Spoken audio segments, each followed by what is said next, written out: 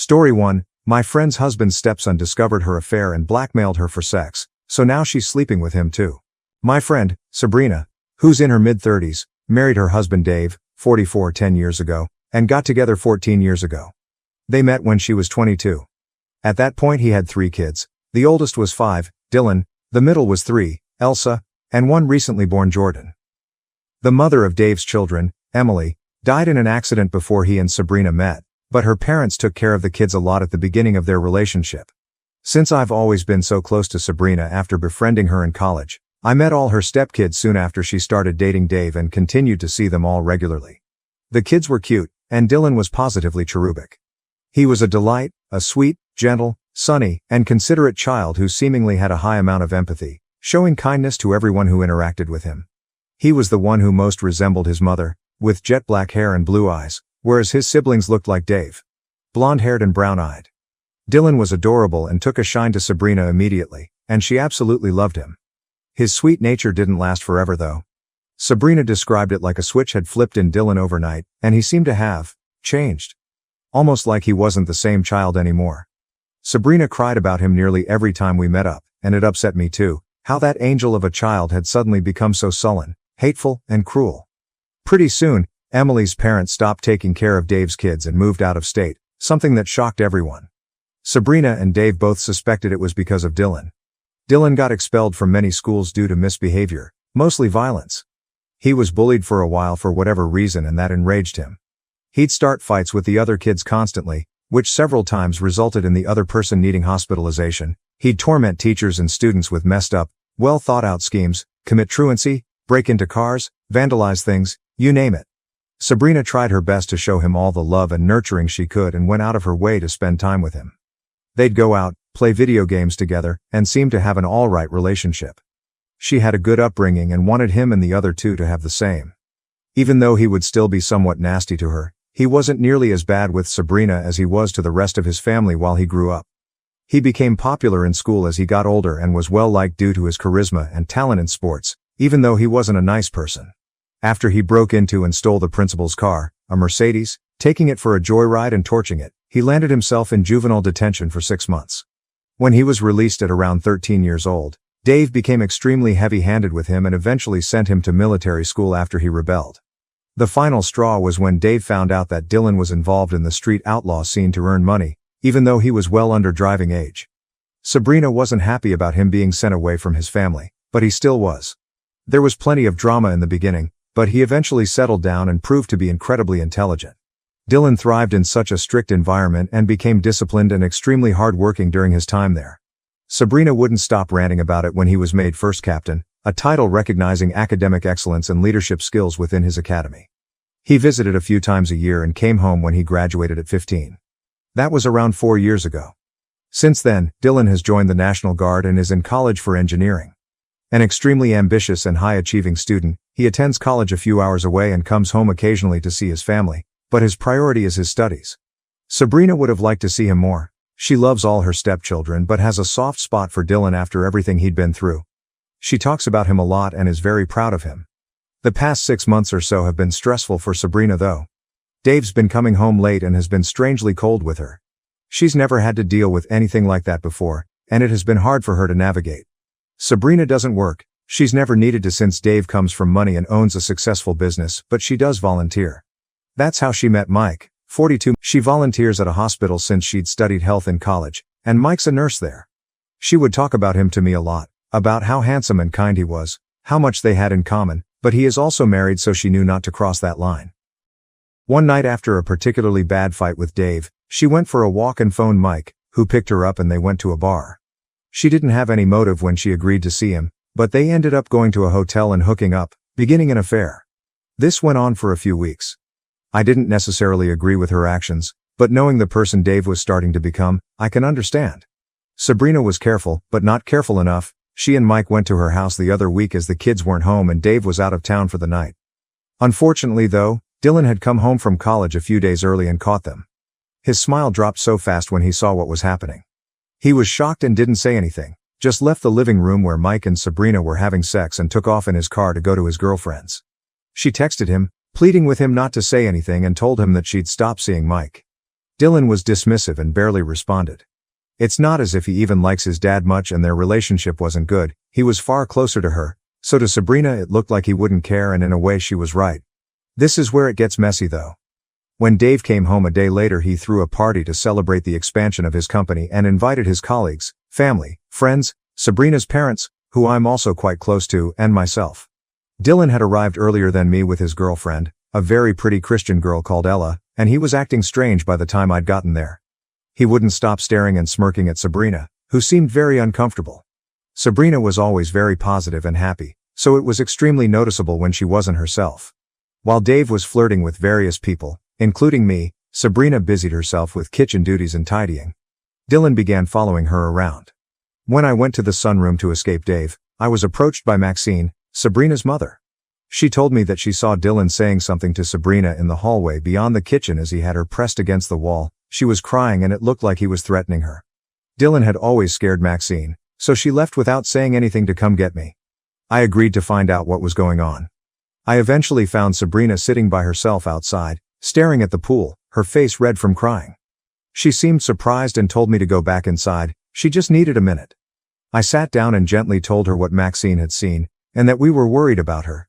She began crying again and said that Dylan wasn't threatening to hurt her, quite the opposite in fact. He knew that Sabrina would be in trouble if his father ever found out about her affair, and Dave would 100% divorce her. Sabrina met Dave just after finishing college and had never worked aside from a few months at a milk bar when she was 17, so the thought of being single with no prospects made her panic. Not only that, I loved her but can still admit she, although not exactly unintelligent, was one of the most naive people I'd ever met. Her life was comfortable and the house she lived in was huge. Even though she wasn't happy in her marriage, she didn't want to give up the life and family she loved. Dylan was sweet to Sabrina, always happy to see her, but his attitude toward her had shifted since catching her with Mike. Pretty soon after arriving that evening with his girlfriend, Dylan pulled Sabrina aside and bluntly told her that if she wanted him to keep quiet about her affair, she had to have sex with him. She immediately felt sick. Dylan was like a son to her, and she thought he must have been joking. But he wasn't, and seemed to enjoy her reaction. She told him how wrong and borderline incestuous it was and that he was beyond smart enough to realize it, but all he did in response was grin and nod at her. Dylan said that while Dave was in the next city over for the coming week, and Elsa and Jordan were staying with their aunt interstate, Sabrina needed to spread her legs like she was already in the habit of doing and let him do whatever he wanted to her in exchange for his silence. She became flustered and pushed past him, but he continued to torment her throughout the night. He'd watch her lustfully, brush past her while they were close to his girlfriend to say vile, sexual things in her ear, and text her while she was in the bathroom trying to get away from him, begging her to send him suggestive photos of herself. What Sabrina's mother had walked in on was Dylan telling her she could never escape him, and something along the lines of he was going to have her even if he had to rape her. Sabrina was lucky Maxine had left when she had, otherwise she would have seen them kissing, among other things. I was surprised that Dylan would want to look elsewhere and risk losing the seemingly perfect Ella, but Sabrina said it made sense since Ella was his first girlfriend, one he quickly got after his father commented on him never dating, a pastor's daughter, and a very devoted Christian. Didn't take much to read between the lines. I imagined that this might have been a calculated decision on his part if he had feelings for Sabrina, but held my tongue. Another odd thing was how he'd do all this so audaciously and run the risk of being caught, particularly by his girlfriend, and she said that he was the sort of person who'd delight in that risk. She knew him and what he was capable of, and she was terrified. I asked her if she wanted me to talk to him for her and she said I'd only make it worse and that she'd handle it. The way her voice faltered concerned me and I wanted to know if she was considering giving in to Dylan and sleeping with him. Looking visibly sick, she said she was. Nothing I did seemed to convince her to reconsider. She was resigned, so I assured her I was there to support her. I was alarmed about the whole rape thing, but she promised that it'll be consensual. Since Dave had a vasectomy after Jordan was born, and Mike had one too, contraception wasn't something Sabrina ever had to worry about, so I also warned her to be careful not to become pregnant, otherwise everyone's fucked. She opened her eyes wide in fear as the realization dawned on her but said nothing, just nodded. While we were talking, Dylan had been blowing up Sabrina's phone, demanding to know what her answer to him was. She told him she'd agree to it only if he'd leave her alone for the rest of the night. He immediately stopped texting her and kept his distance. I gave Maxine some excuse about an argument with Dave causing tension between Dylan and Sabrina, and she bought it. At around midnight, people started to leave, and I stood on the doorstep with Sabrina as Dave wished everyone well and watched them drive away. Dylan, Ella, and I were soon the last ones there. Dylan asked Dave what time he'd be leaving the next day, and after he told him midday, he looked at Sabrina hungrily and said he'd be back after dropping Ella off to help her tidy up. Sabrina stiffened but tried not to react too strongly. Dylan noticed this and approached her, hugging her warmly and saying maybe they could watch a movie on the couch like they used to. Sabrina seemed to be trying to stop herself from crying. He gave her an intense look, told her he loved her and kissed her gently on the cheek before whispering, "Or you can just fuck me on it." Luckily I seemed to be the only one who caught that as I was standing right next to them, and I was shocked that he could be so brazen while being literal meters away from his father and girlfriend. Ella of all people noticed Sabrina's tears and asked her what was wrong, and she responded by wiping her eye with her sleeve and saying she just really missed him. Dylan put his hand on her face and said he missed her too. He sensually stroked her lip with his thumb, a quick action that was missed by everyone except me, and leaned into her, saying he'd see her real soon. After watching Dylan's black truck tear off down the driveway, we went inside to be annoyed at the situation some more. Dave went to bed as he had to be up early and said goodnight before going upstairs. I told Sabrina I was confused because she'd said Dylan wanted to do things with her while Dave wasn't there. She was too, but it came as no surprise to her that he'd push it like he did in front of the others to see how she'd react. We waited in the living room, where Sabrina shifted nervously. Pretty soon she got a text from Dylan, which read, "I'll be home soon. Wait for me in the family room. You're going to enjoy tonight, I promise." A few seconds later he sent, "Your boobs look great BTW." Sabrina became really anxious, standing up and beginning to pace. I asked her if she wanted me to stay, but she shook her head and asked me to leave. Before getting into my car I told her to be safe and to call me if she needed to. I texted her when I got home. Sabrina responded she was okay and she'd call me in the morning. She called me late the next morning, around 11:30 a.m. Something seemed different about Sabrina, it was odd. She sounded almost airy. By that time both Dave and Dylan had left and she was by herself. I asked her what happened and if she was okay. She told me when Dylan got home they cleaned up the kitchen and spoke on the couch for a bit before putting on a movie like he'd suggested. Dylan moved closer and closer to her and asked to cuddle her. Besides kissing her on the neck and making it very obvious to her that he was hard the whole time, he didn't try anything else while they were on the couch. She said he smelled so nice and got very uncomfortable when she realized she was becoming aroused too and told Dylan she was going to bed. He said okay, but he'll give her a choice. He can either fuck her in her bed, the one she shares with Dave, or in his room, which happened to be right next to the main bedroom anyway. She pleaded with him, bringing up that he'd said they'd start having sex after Dave had left, and would be willing to do it anywhere but those two places.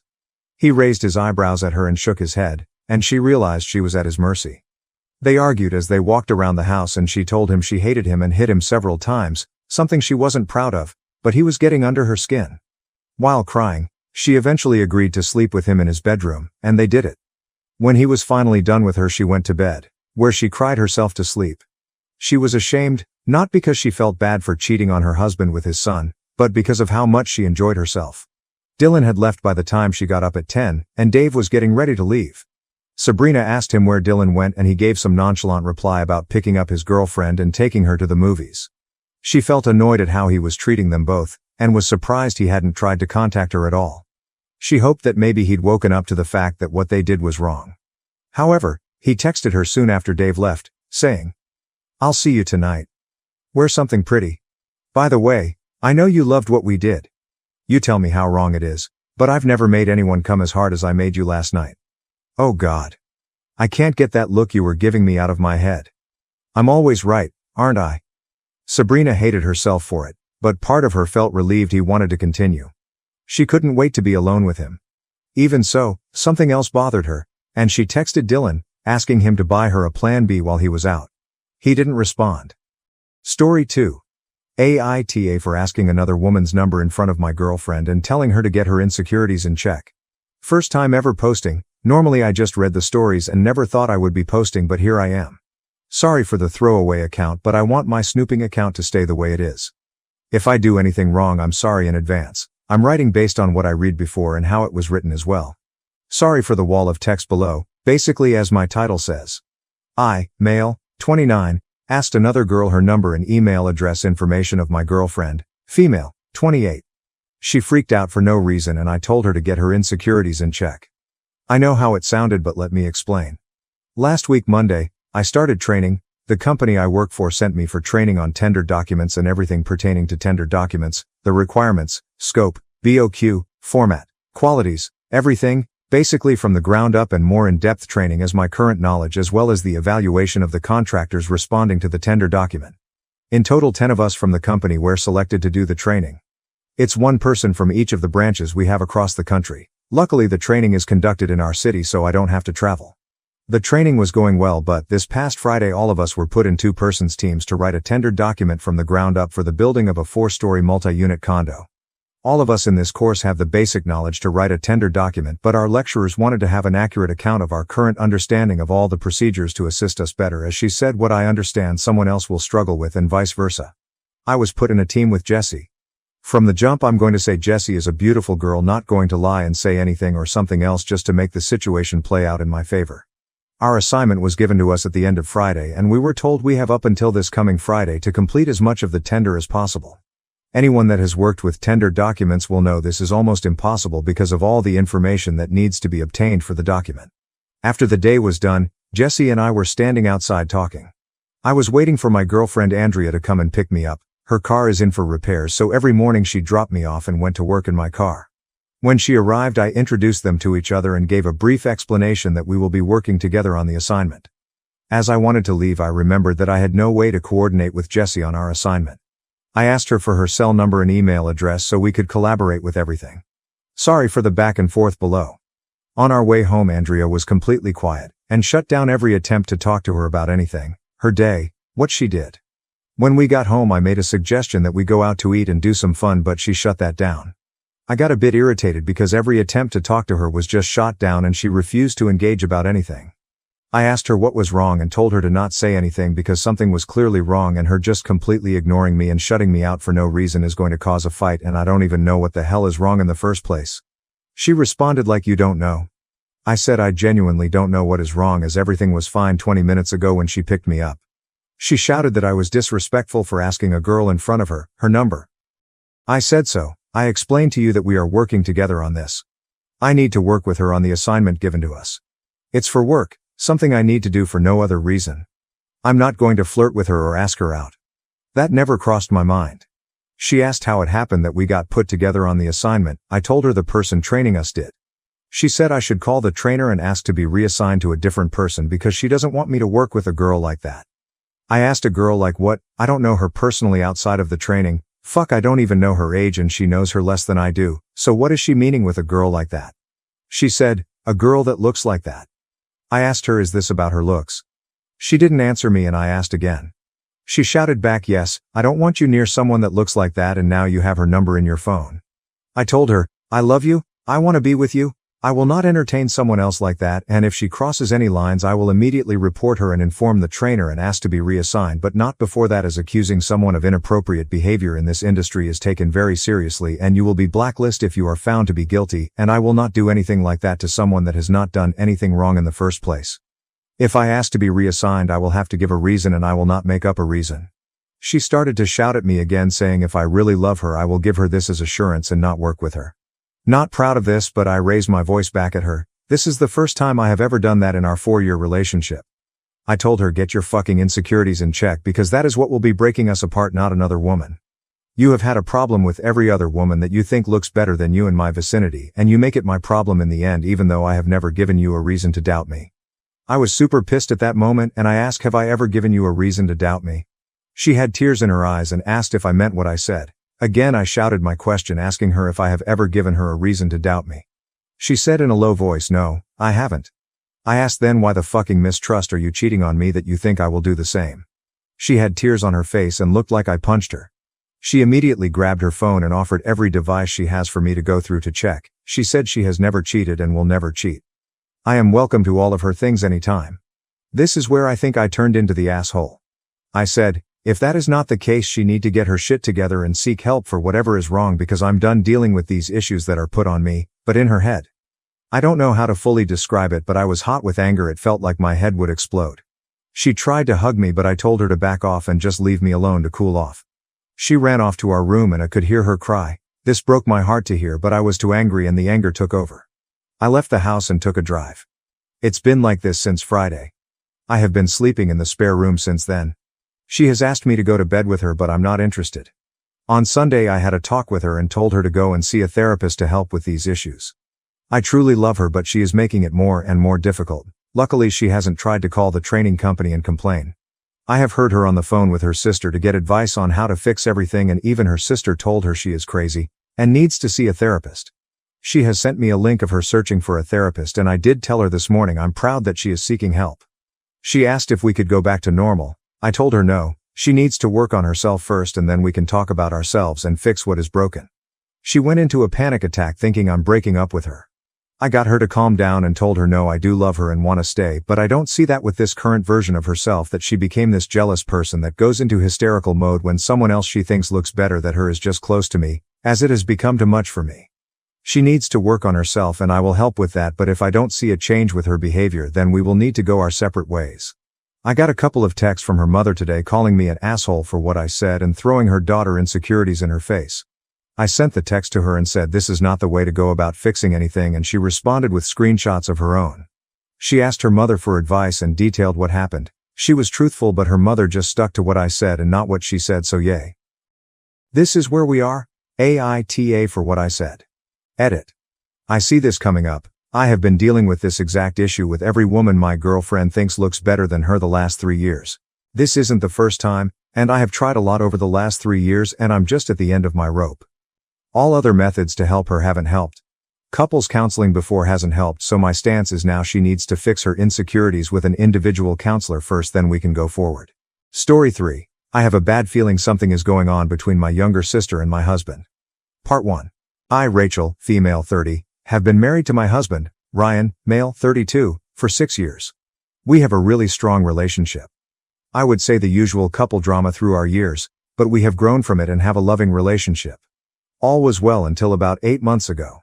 My sister, star 28, moved back to our hometown, after living in Florida since she was 18.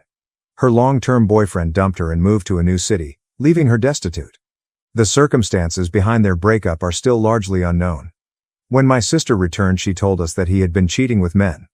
I didn't really know him that well, but that sounded far-fetched. I only met the guy 3 times, as my sister would only come home for Christmas, and usually only stay for 3 to 4 days. He accompanied her twice during their 5 years together. The other time I met him was when my husband and I visited them for a day during our vacation 3 years ago. He just didn't strike me as the guy who would have a double life, and just leave Star with nothing. I tried to reach out to him once but found I was blocked, so I just let it go. Star moved back in with my parents, Gina, female, 55, and Jimmy, male, 56. For the first month she was here she struggled to find work, so I suggested that maybe Ryan could help her out. He is a higher up at his company, and figured he would have some pull. He did, and she was able to get a position in his department. This is a job in her field. For some background, my sister and I have never been very close. She is the golden child, at least to our mom, and our dad is spineless when it comes to our mom. It's not super obvious, just a million little things. Like we both got cars when we turned 16, but I got an 8-year-old Dodge Neon, and she got a 2-year-old Mitsubishi Eclipse. Her dance practices, outfits, competitions, I know they cost thousands of dollars over the years. Some of those competitions were 6 or 7 hours away, and they never batted an eye. Meanwhile, when I would ask for $50 for a volleyball or basketball camp at the local college, in our town, they would give it to me, but you would have thought I was asking them to build me my own arena. I think what pissed me off the most ever was when I was 17, I was out with my boyfriend, lost track of time, and was 15 minutes past curfew. They took my car for a whole month for that. Then when my sister came home, 2 hours late, and smelled like pot, the next year, she just got a stern talking to. I wasn't exactly sad when she left for college and decided to stay in Florida. Despite all of that, she began spending more and more time at our house. Which at first I thought was nice, as maybe she was making the effort to be closer to me. Then I started to notice that her and Ryan were getting rather familiar with each other. They would talk about seemingly anything at length. They started having their own inside jokes. If I tried to include myself they would say, just a work thing. When I asked my husband about it he just said they have a lot in common and are working on several projects together at work. The first real red flag was that after about a month of this she would be there at our house when I got home from work. Ryan and I have different work schedules. While he gets a traditional 8 to 4:30 workday, I work 10 to 7. This was pretty often. When I asked about it, I always got the we had some work stuff to do. 2 months ago, I noticed something that had me questioning my own sanity. I make the bed every day before I leave for work. I always make it so the open side of the pillowcase is towards the edge of the bed. Star was over that day when I got home. She ate with us, then went back to my parents' house. As we got in bed, I noticed 2 of the pillows had the cases in towards the middle. I asked my husband if he had been in bed today. He looked a little shook but said, "No, why do you ask?" I said the beds are not the same as I made them this morning. He told me, I must have been mistaken then, because no one was in the bed. I looked through his phone and laptop without his knowing and found nothing. Then again, they work together 8 hours a day, 5 days a week, then hang out after work. Why would they need to text? I felt like I was losing my mind. 2 weeks ago my parents invited us over for dinner. It was going fine. Until I saw something. Ryan was simply walking by. Star lightly grabbed his arm and he turned to her. She whispered something and they touched their foreheads together. It was only a second and Ryan jolted up, then kept on walking. Star then just kind of looked at me, smiled, and went back to what she was doing. I'm not an idiot. I know this is a mountain of red flags. I just don't want to believe it. I have been in love with my husband since I was 21 years old. I have planned a weekend getaway to the city.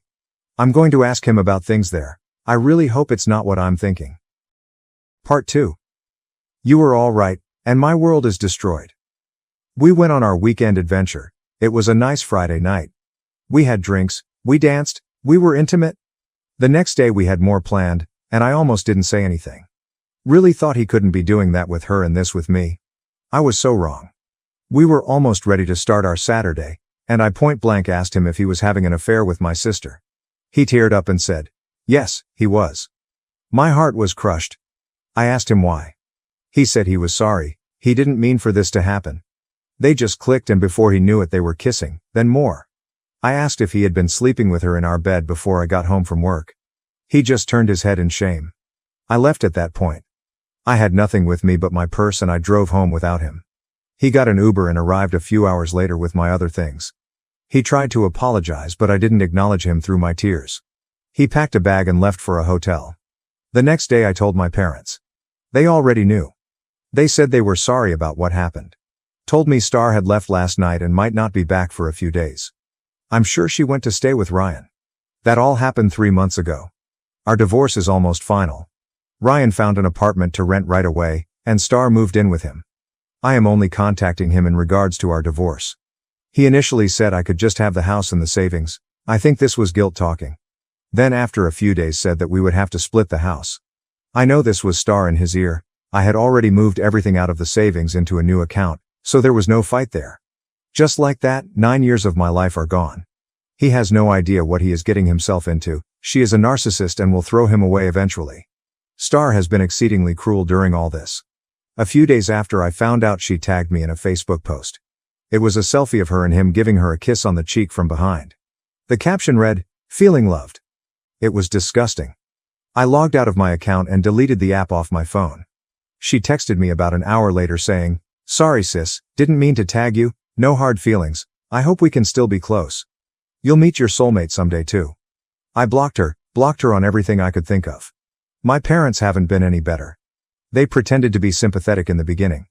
When I told them I was going no contact with Star and Ryan, my mother looked at me and said, "I'm sorry this happened, it shouldn't have happened this way, but your sister deserves to be happy too. You'll meet someone, and then we can put this all behind us." I got really upset and told them what Star had tagged me in the text she sent me and my mother said, "Well, you shouldn't be on that stuff anyway." My father hasn't said a thing this whole time. He just sits there.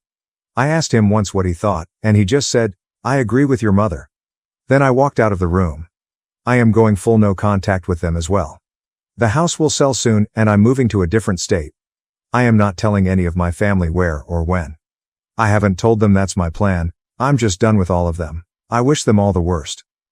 Part 3. Hi everybody. I know it's been 4 years since I last updated everyone, but we had a major situation happen. I'll start with giving you an update on myself. I am recently engaged. It took a lot of therapy to get myself back out there. I tried dating right away once I got settled here in Minnesota. I went on one okay first date, and then I got shown just how much of an asshat he was, and I swore off men forever.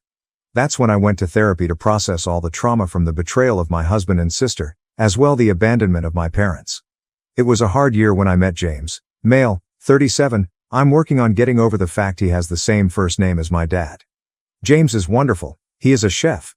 He and his fraternal twin brother Jack own a restaurant bar that is doing very well. I am very excited to start a future with James. Enough about me, now to the drama. First off, I'd like to tell you about the audacity my family had.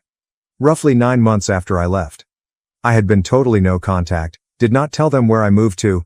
I had told some friends, and a couple cousins, as I was close to them. I got home to my apartment, only to find a wedding invitation in the mail. To the wedding of Ryan and Star, with a gross picture of them hugging in a fucking sunflower field. In it was a letter from my parents. It basically read like I need to forgive and put all this behind us. That they know things didn't go the best, that's an understatement, but we're a family, and families work through problems. They also claimed Star wanted me to be a bridesmaid just like she was for me. WTF.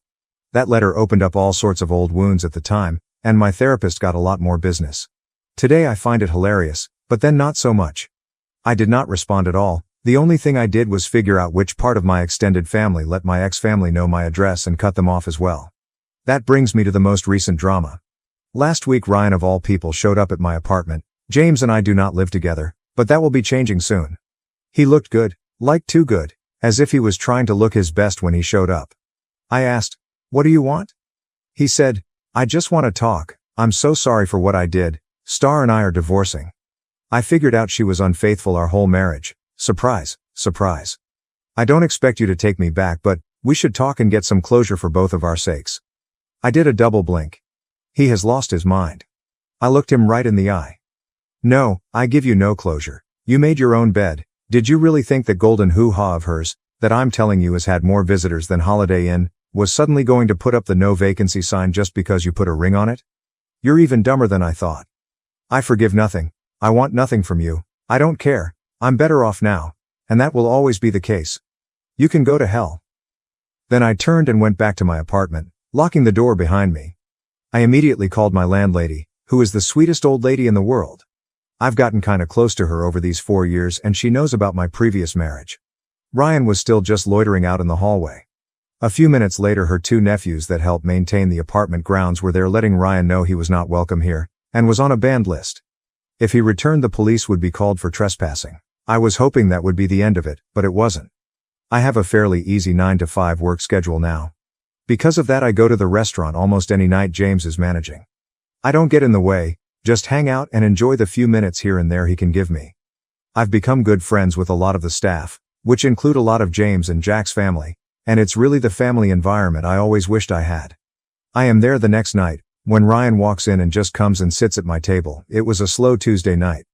James noticed, and recognized Ryan from photos I had shown him.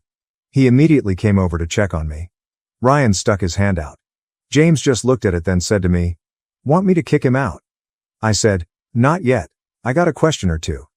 Ryan perked up like he was winning or something. What a tool. I asked him to tell me what happened between him and Star. I'll admit it was pure morbid curiosity, and I was hoping she got screwed over in the divorce. Ryan told us, she was having at least 2 affairs with married men. Old habits die hard, I guess. This was 2 years in. It was a tough time for me. Eye roll. I interrupted. You are not that dumb though. Did you protect yourself, or did she get half of all your stuff? Ryan replied smugly. I stuck out almost another year with her so I could start stowing away savings and sold off some assets. In the end she got a fraction of what we would have. I asked, and what happened to her then? Ryan replied, she had to move back in with your parents again. I said, yes, thank you, that's what I wanted to hear, he can go now. James, you heard her, out of my restaurant. Ryan, but no, I want to. I cut him off. No forgiveness, no closure, I just wanted to know my loser sister was back living at home. Get out. James stood and pointed at the door. Ryan looked around and saw he was being glared at by the bartender and 2 members of the waitstaff. He stood, tuck-tailed, and turned towards the door. James started. And if you ever come back? Ryan quickly. Yeah, I know, cops, trespassing. After he was gone, I got checked on by almost everyone around. It was nice, and embarrassing. My future in-laws, who I adore, called me. They demanded I stay with James the next couple days just to be safe. It was really sweet. I have never had a family look after me like this. I didn't hear from Ryan again, and hopefully I never will. Part 4. Hi everybody, I didn't think it would happen but I have another update for you all. First to me, I am now a 41-year-old mother of two, M6 and M2. James and I are doing really well. I now work as a part-time office manager for the restaurants, and a semi-CHM. James' cousin bought into the business and we opened a second location 3 years ago.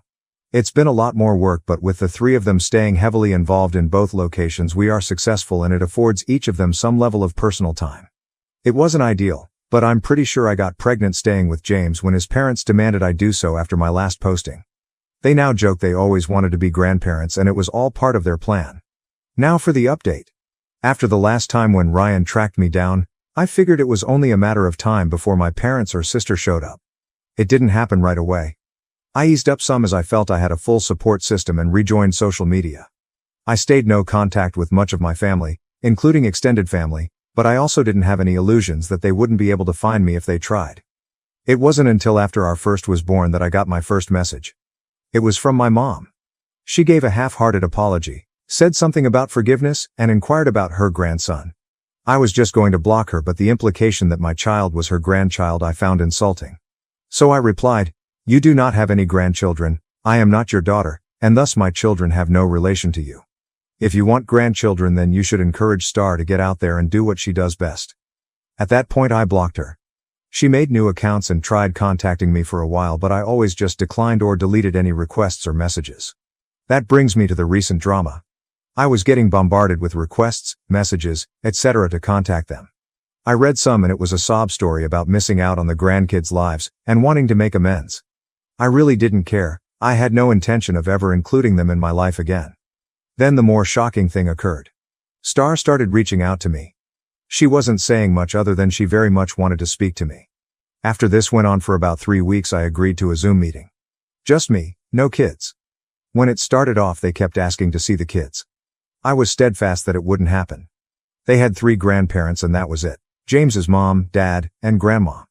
I kind of was getting the idea that this was about something else.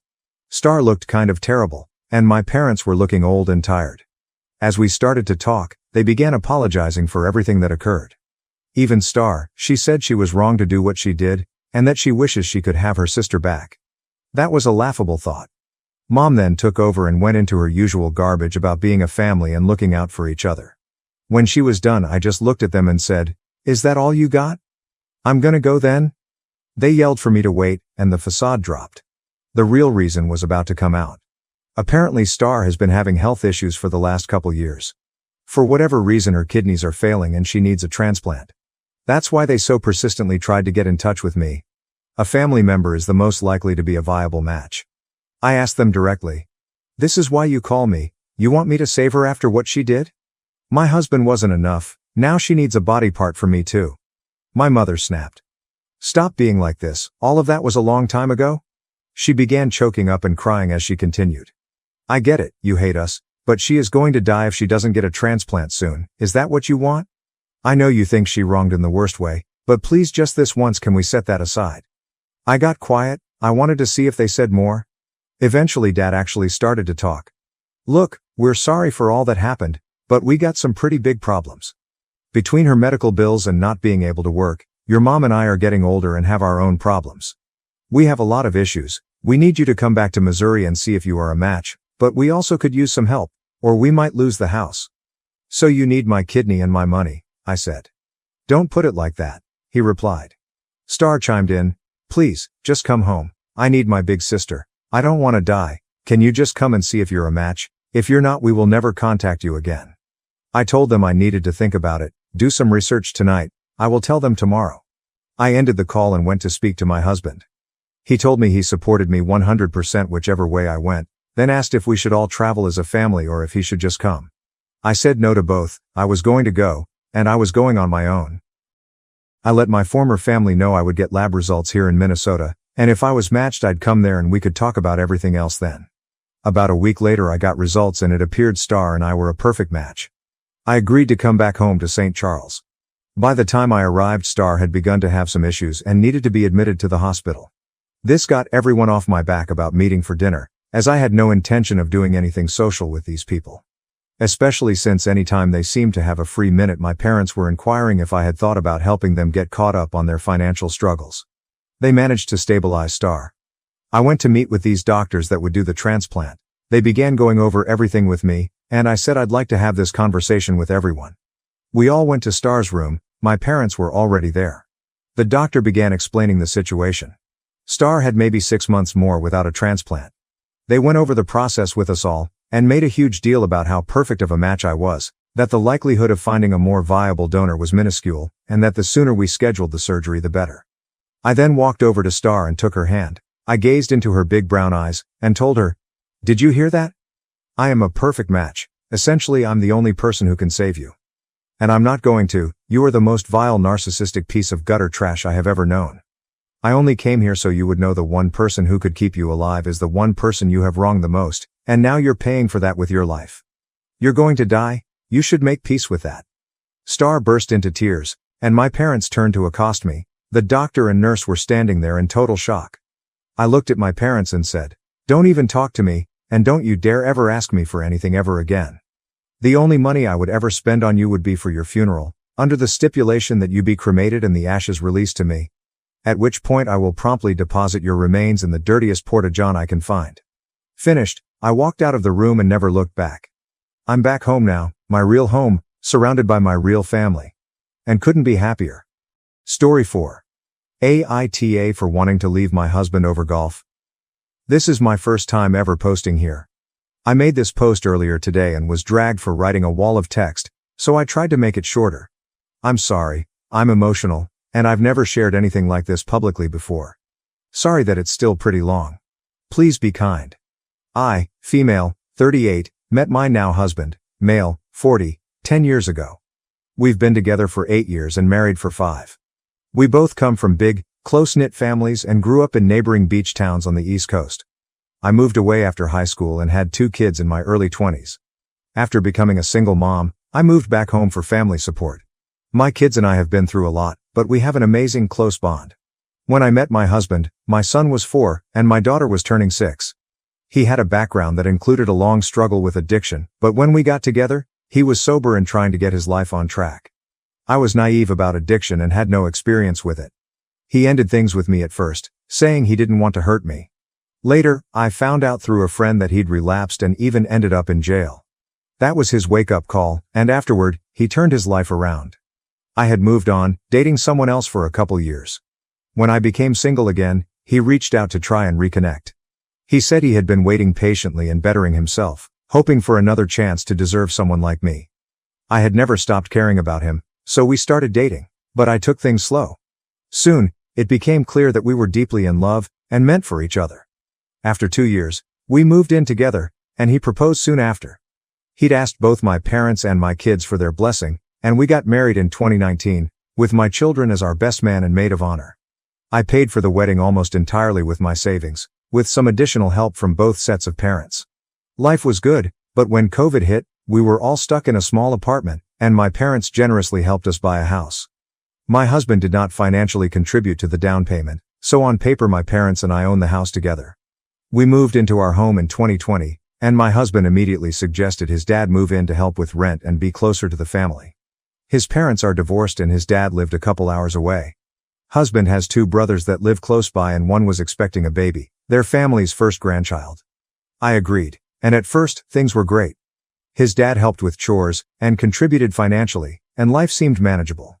But over time, my husband's contribution to the family started to fade. I work multiple jobs in the childcare field and solely care for my kids on my own or with the help of my parents. My husband loves the kids and they get along great, but he isn't a very involved step-parent. I do all their pickups and drop-off, chorus concerts and parent-teacher conferences. The only thing he's consistent about is showing up for my son's games because they share an interest in that sport. My husband works in the city and has a long commute but only works 3.5 days a week. Even on his days off, the vast majority of household and family responsibilities fall on me. I handle all the grocery shopping, household goods, and I'm the only one who ever cooks. My husband has never made dinner, not even once. Our house isn't perfectly clean, but it's never embarrassingly messy, just lived in. I struggle to keep up with everything on my own at times and get very little help around the house.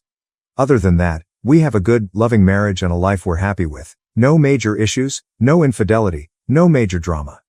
I've lurked on Reddit a lot and seen some really troubled marriages, which made me feel lucky that our problems seemed minor, until golf. I know it sounds crazy, but I think golf will be the end of my marriage. About 2 years ago, my husband decided to take up golf. As I mentioned, my husband struggled with addiction for most of his adult life. He's been sober for close to 9 years now, but moderation is still a challenge for him. He doesn't save. He spends. He has more clothes and shoes than anyone I know. We're middle working class, and I was always taught to save. My savings paid for our wedding and house, but he just doesn't know how to save, just like he doesn't know how to have hobbies in moderation. Last summer, we nearly divorced over the amount of time he spent golfing. He became obsessed. He worked 3.5 days a week and the other 3.5 days golfing. I was going through a bout of depression at the time, and he was just gone. While I struggled to keep my head above water, he kept golfing, even when I literally begged him not to. I thought our marriage was over. But I pulled myself out of my depression, and once golf season ended, things went back to being okay. Now, golf season is back, and it's somehow worse than before. He knows that his excessive golfing nearly led to divorce, yet he still golfs just as much, if not more. He takes days off to golf, calls in sick to golf, and stays out until nearly 9 p.m., most days golfing. He goes to driving ranges after work daily. It's constant. Not only does he contribute even less at home, but I've lost any help I once had from my father-in-law as well. He now enables my husband's behavior, even encouraging it. They spend more time golfing together than he spends with me and the kids, by a huge margin. We don't get time with him anymore, but his dad does. He's bailed last minute on family trips that were planned and confirmed weeks, even months in advance. These family trips are the only time we have together anymore, but now he's skipping them to play golf. He has no restraint, and it's all he does, talks about, cares about. When I try to discuss it, he has massive meltdowns, calling me lazy, attacking my character, and claiming he does everything around here. But I promise you, Reddit, at his best he does the bare minimum. He takes care of himself, basically does his own laundry, while I take care of everyone else. He and his dad don't even buy their own toilet paper. I know I'm not perfect, but I provide and care for this household, and I get very little in return. My kids are teenagers now and are helpful and gracious, but they also see me struggle while the two men of the house golf constantly. I can't bring it up anymore, it gets us nowhere. And the once helpful dynamic with my father-in-law, who's been living with us for 4 years now, has changed drastically. My husband's brothers both have small kids, and my in-laws now help them daily. The help I used to get now goes to them, and all my father-in-law does here is golf with my husband. I find it hard to believe that my FIL doesn't realize this is destroying my marriage, yet he's complicit. There is so much resentment building over this. At this point, I'm numb. He's the only man I've ever loved so completely. I thought it was fate when we found each other again. He could have died, like so many of his friends and people we know, but he lived, and we reunited. We found each other again in this life. We love each other. But is that enough? Is love enough when there's no quality time, no help, no support, no regard for my feelings? So, am I the asshole for considering leaving my marriage over golf? And before anyone suggests it, I am sure he's not cheating. His location is always at one of many golf courses. He's not sneaky, and I have access to his phone. Despite his faults, he is not a cheater. He doesn't have the stomach for it. I would never cheat or stray. I don't want to be with anyone else. All I've ever wanted was to be married to him forever. But now, I'm not sure I want to stay in a marriage if this is what it's going to be like. I'm fairly certain it's beyond repair. I've begged him to choose me, our marriage, our family, but he chooses golf. I think I've answered my own question, but thanks in advance for any encouragement or advice. If you enjoyed this video, please don't forget to give a like, share it with someone, and subscribe for more stories that inspire, provoke, and connect us. Thank you.